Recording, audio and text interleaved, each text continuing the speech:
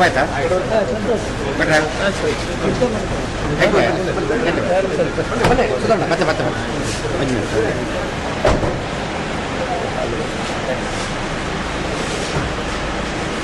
ಪ್ರಣಾಳಿಕೆ ಆಗಲೇ ಬಿಡುಗಡೆ ಆಗಿ ಒಂದು ವಾರ ಆಯಿತು. ಅವರು ನಿನ್ನೆ ಬಿಡುಗಡೆ ಮಾಡಿದರು, ಮೊನ್ನೆ ಬಿಡುಗಡೆ ಮಾಡಿದರು. ₹1 kg ಅಕ್ಕಿ ನಾವು ಈಗಾಗಲೇ ಘೋಷಣೆ ಮಾಡಿದ್ವಿ, ಅದು ಅದರಲ್ಲಿದೆ. ಲ್ಯಾಪ್ಟಾಪ್ ನಾವು ಘೋಷಣೆ ಮಾಡಿದ್ವಿ ಹುಡುಗರಿಗೆ, ಅದು ಅವರಲ್ಲಿದೆ. ಅಂದರೆ ಪ್ರಮುಖವಾದಂಥ ಅಂಶಗಳು ಏನದಾವೆ. ಆಮೇಲೆ ಇನ್ನೊಂದು ಶೂನ್ಯ ರಹಿತ ಬಡ್ಡಿ ರಹಿತವಾದಂಥ ಬಡ್ಡಿ ಸಾಲ ಕೊಡೋದು ಕೃಷಿಕರಿಗೆ, ಅದನ್ನು ಅವ್ರು ಘೋಷಣೆ ಮಾಡಿದ್ದಾರೆ. ಅಂದರೆ ಈ ಒಳಗೆ ಕೆಲವೊಂದು ಪ್ರೋಗ್ರಾಮ್ಸ್ ನಾವೇನು ಇಂಪ್ಲಿಮೆಂಟ್ ಮಾಡಿದ್ವಿ ಅವು, ಮತ್ತು ಅದ್ರ ಜೊತೆಗೆ ಇವತ್ತೇನು ನಾವು ಪ್ರಣಾಳಿಕೆ ಹೇಳಿದ್ವಿ ಆ ವಿಷಯಗಳನ್ನು ಅವರು ಟಾಪ್ ಲಿಸ್ಟಲ್ಲಿ ಇಟ್ಕೊಂಡು ಬರ್ತಾರೆ.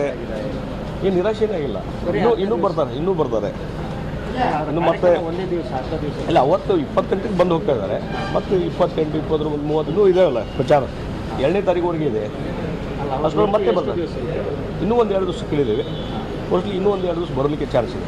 ಲೀಕ್ ಆಗಿದೆ ಅದನ್ನು ಬಿಜೆಪಿ ಅಂದ್ರೆ ಎಷ್ಟು ಕೇರ್ಲೆಸ್ ಇದ್ದಾರೆ ಕಾಂಗ್ರೆಸ್ ಅವರು ಅನ್ನೋದು. ಅವ್ರು ಯಾವ ರೀತಿ ಇವತ್ತು ಪ್ರಣಾಳಿಕೆ ತಯಾರು ಮಾಡುವಲ್ಲಿ ಲೀಕ್ ಆಗ್ತದೆ ಅಂದರೆ ಇನ್ನು ಸರ್ಕಾರ ಹೇಗೆ ನಡೆಸ್ತಾರಂತ. ಹೈಕೋರ್ಟ್ನಲ್ಲಿ ಕೇಸ್ ಫೈಲ್ ಮಾಡಿದ್ದಾರೆ, ಅದು ಸರ್ಕಾರ ನೋಟಿಸ್ ಕೊಟ್ಟಿದ್ದಾರೆ.